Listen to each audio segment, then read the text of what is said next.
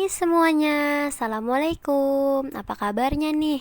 Semoga kalian sehat-sehat selalu ya. Kembali lagi bersama saya Dayu Rahmawati dalam video pembelajaran. Tujuan saya dalam membuat video kali ini yaitu ingin memenuhi tugas mata kuliah Etika Profesi Teknologi Informasi dan Komunikasi atau yang disingkat sebagai EPTIK. Pada kesempatan kali ini, poin-poin yang akan kita bahas bersama yaitu mengapa cybercrime banyak menyerang bisnis kecil dan bagaimana solusinya. Kedua, bagaimana cara menghindari cybercrime terjadi pada diri sendiri. Dan yang ketiga, bagaimana solusi dari penipuan yang berkedok sebagai teman dekat. Poin pertama yaitu mengapa cybercrime banyak menyerang bisnis kecil.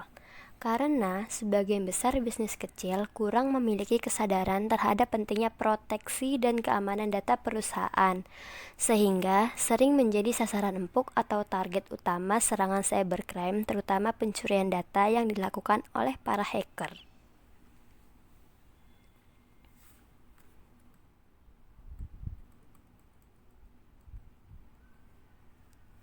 Penyebab cybercrime banyak menyerang bisnis kecil. Ada beberapa faktor yang menjadi penyebab cybercrime dapat terjadi, yaitu yang pertama, modal terbatas. Pembagian anggaran yang hanya berfokus pada pembiayaan core bisnis menyebabkan sebuah bisnis kecil setengah hati dalam membiayai support bisnisnya.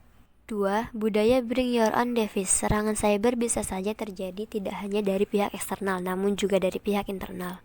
3. Software yang tidak pernah diperbarui.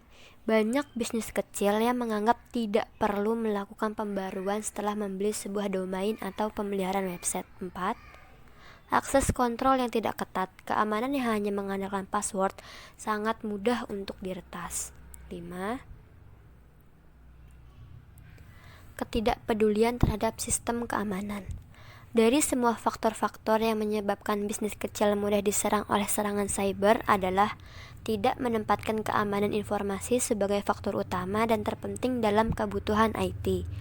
Hal ini pada akhirnya akan memicu hal-hal yang sangat memudahkan seorang hacker untuk menyerang bisnis kecil. Jika saja bisnis kecil lebih peduli terkait sebuah isu keamanan, maka kemungkinan bisnis tersebut diretas juga akan semakin dapat untuk diminimalisir. Lalu, bagaimanakah solusinya agar bisnis kecil terhindar dari serangan cybercrime? Langkah pertama yang harus kita lakukan yaitu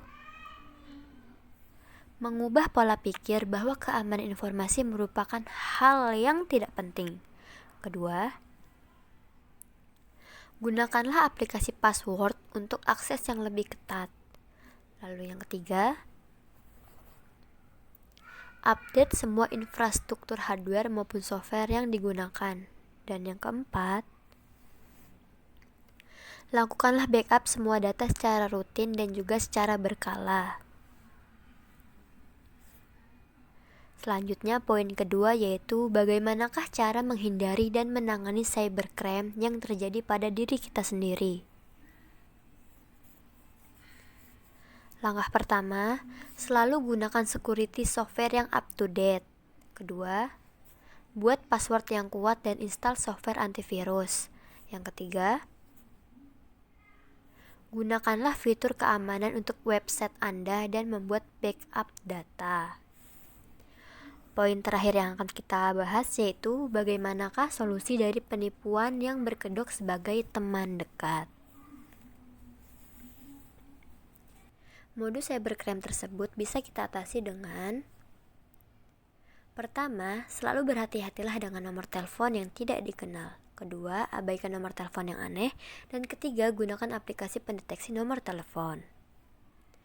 Sampai di sini metode pembelajaran kita kali ini. Saya sangat berharap bahwa ini bermanfaat untuk kita semua. Saya Dayu Rahmawati, pamit undur diri. Assalamualaikum.